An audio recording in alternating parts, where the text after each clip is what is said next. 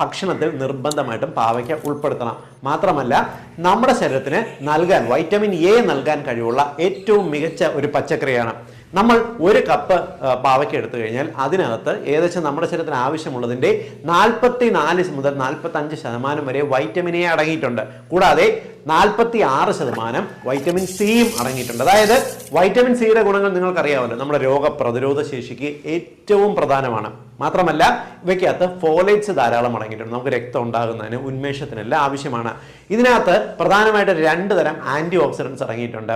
ഒന്ന് സാപ്പോണിൻസും ടർപ്പിനോയിഡ്സും. ഈ സാപ്പോണിൻസും ടർപ്പിനോയിഡ്സുമാണ് പാവയ്ക്കയ്ക്ക് ഈ കയ്പ് രുചി നൽകുന്നത്.